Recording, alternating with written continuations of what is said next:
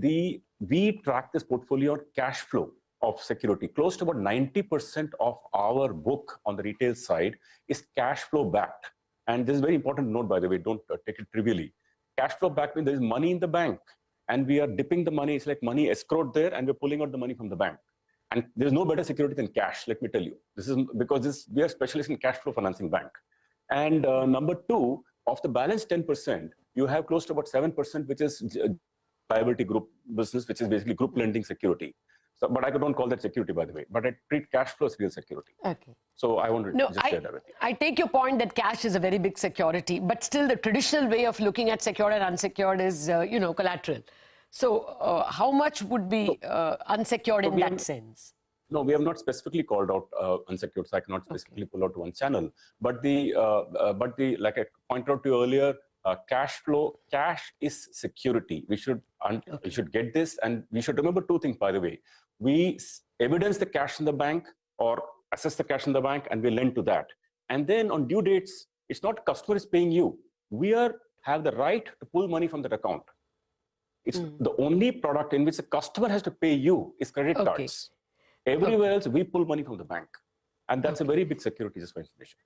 No, the reason why I'm asking you about unsecured is Reserve Bank has told all the bankers to go slow on unsecured lending. So in your case, will this put some brakes on the pace at which you are growing? No, we have been very stable about this. In fact, over a period of maybe 3 or 4 years, see, this is a starting stage of the bank. Obviously, we'll have more of, we'll have less of the secured lending.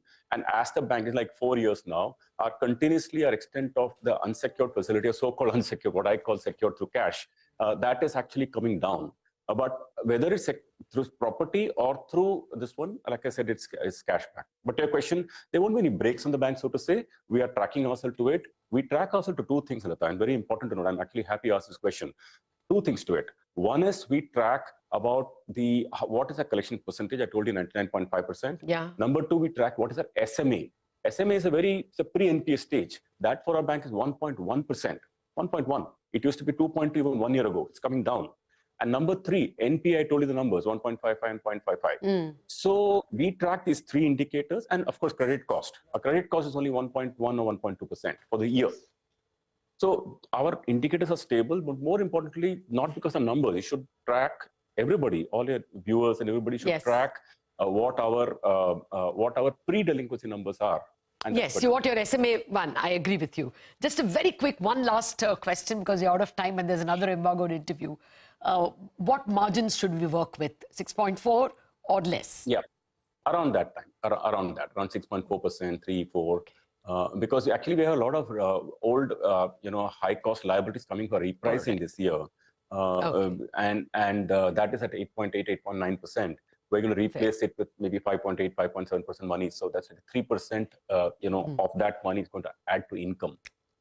So that's heartwarming for your investors. That's heartwarming to hear for your investors. Many congratulations. Thank you very much, Mr. Vaidyanathan, for spending time with us. And let me tell you, Lata, over the last many years, you've been one of the people who give us a lot of tough times, questioning our liabilities and assets and all that. But I say that hopefully from now on, you'll have even lesser questions to push me on. So, but I'm only asking I'm asking what investors ask us to ask. Thank you very much, Mr. Vaidyanathan. Thanks very much. Okay, anyway, that is a near 4% jump in that stock. On that positive note, take a break, and we're going to come back with another management. Ramesh Iyer of MMFSL will be joining us for their Q4 numbers.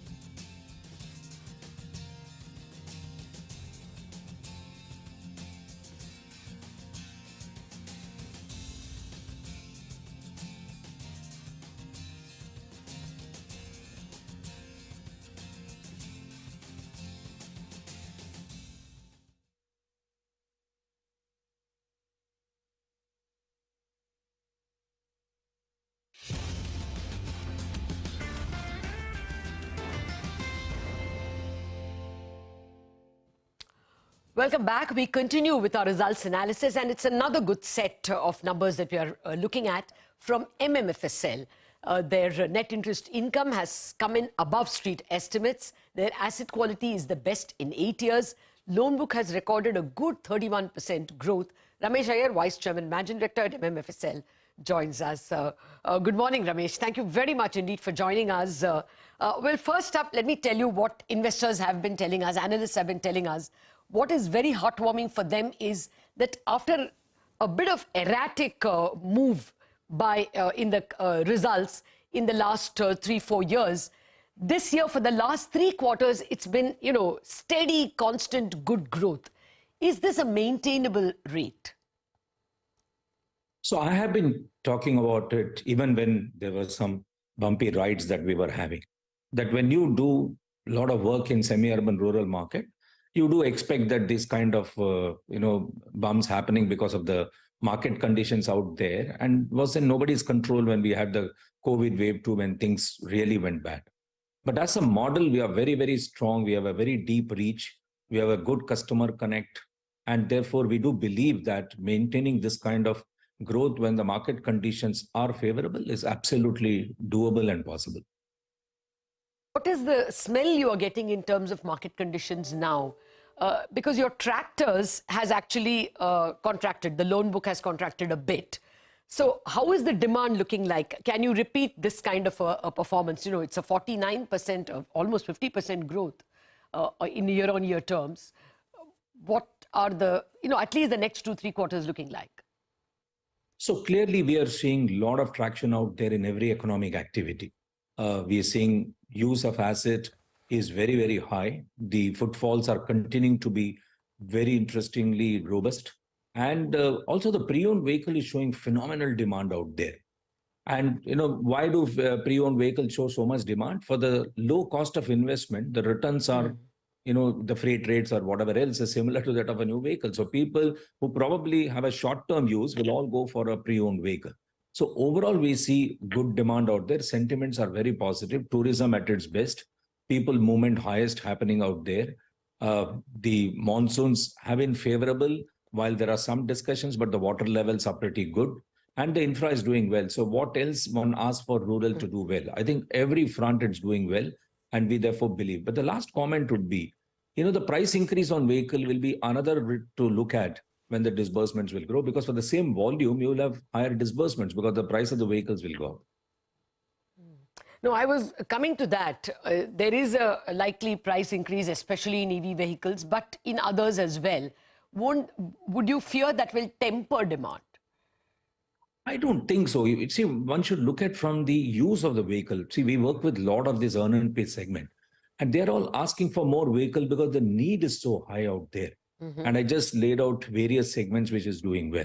So when there is so much of demand up there, I don't think the price of the product, because these are not 1-year product, right? They use it for 5 years, 6 years. And the price has to be seen as a distributed over that period of time. And we don't see that the price increase is going to have any impact on the demand big time. Okay. More general, now coming to your spreads, 7.4 is still good, though it's 20 basis lower than, a year ago. How do you see that panning out? After all, the cost of money is rising. So one should look at it. 200 basis point is what we saw as an increase over the last 1 year or so. And in spite of that, we have maintained the margin. It only means that our ALM match is so good that we are not to incur the entire cost of borrowing. We had an impact of just about 60-70 basis point in terms of impact, which was almost passed on. We don't expect that the cost of money is going to go up any further, or even if it goes up, maybe a 25 odd basis point. In the meanwhile, we've got AAA ratings, so some of our borrowings cost has come down by at least about 20 basis points because of the rating change. We also, many of our assets qualify for the PSL borrowing, therefore there's a demand out there for that. And if we do see that the increase is beyond 25 basis points going forward, there could probably be an increase to customer also to the extent of at least 20-25 basis points. Therefore, protecting margin is not our concern at all at this stage. Okay, so 7.4 maintainable, you're saying? Yeah, it's definitely maintainable. We don't see that at all. Okay. Now, and I'll tell you why that question comes, because OPEX is up 23%, cost to income ratio is up a good 400 basis points over a year ago. So, I mean, why these costs? Why are these costs rising? So one is it's a conscious investment in technology and people capacity, and that will all yield benefit as we go along when we look at even much larger balance sheet. Also, one has to compare these kind of costs incurred with the benefit that it has already brought in. I mean, look at the collection efficiency, look at the NPA drop. They all require some cost to be invested for recovering from all of them. So therefore, one should also look at where has this benefit gone immediately, rather than just looking at it one line item where the cost has gone. But some of the costs that we have incurred are a very cautious incurrence, and we'll see the benefit of it. As the balance sheet starts to grow with this cost already invested, we are looking at a 2.75 to asset as the number for the OPEX. Oh, okay.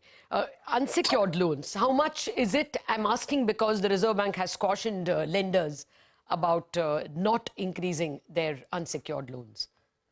I mean, you look at our book is close to about 82,000 crore and we hardly have anything. It's a rounding of difference number at this stage. We are not a significant player in the unsecured loan space at all. Okay. And even if we were to get into, let's imagine we do some 2,000-3,000 crores of unsecured loan for a year or so, that will be a very, very minuscule number in the overall AUM. Finally, would you need capital, Ramesh, anytime now? Your CRAR has gone down a bit. Obviously, you are using up capital, but will you be wanting to raise? After all, markets are in a kind spot, barely 4% away from all-time highs. No, look at our even tier one capital. I think we have yet to consume sufficiently. At about 20% capital adequacy, we don't really raise capital, and we are making sufficient profits, which are also getting added back to the net worth. So we don't have any plans immediately, at least for the 2025 growth plan that we have put out. We don't need to raise capital. All right. We will leave it at that. Ramesh Iyer, pleasure speaking with you, and all the very best for continuing this very good performance. The market is rewarding it. It's a 5.4% jump that the stock has seen. Okay, now with those micros, let's shift our focus and go to the macro space. After all, a month ended and we got some numbers. More importantly, the core sector numbers. Now, the core sector growth for March actually slipped, and it's come down, as you can see, to 3.4%, and that's a significant fall from the kind of highs we saw. This is the slowest in 5 months that we have seen, slowest since October. Sectors that showed poor growth among the 8 core sectors were electricity, cement, crude oil, natural gas, refinery products, while those that did well were steel, fertilizers and coal. Now, we also witnessed weak growth, I'll go sectorally, in electricity. We've seen a significant fall after a strong growth at the start of the year and, strong growth since November. Likewise, even cement slowed very sharply. As you can see, a fairly sharp fall in cement consumption. Not very encouraging considering, I mean, it's a down number, considering that this is the month when cement output should pick up. Steel, however, has had a very decent run. As you can see, a fairly decent performance being maintained. We now have the core sector data for the full year, FY23, because what we were discussing is March numbers. What are the longer term trends that we can see? Well, the FY23 growth in the core sector is at 7.6. That's impressive. But the slowdown versus the pre-COVID times is continuing. This is the average of 4 years that we have taken since the COVID year, 3%, and the average of the past 4 years before COVID at 4.1%. Now, however, while this is the overall core sector performance, coal is a very big outlier. The last 4 years, COVID years onwards, has shown a very good growth. So grown very sharply since FY20. Steel has also kind of held its own. It's doing almost as well as the previous 4 years before COVID. At least it's not fallen. It's maintained steady.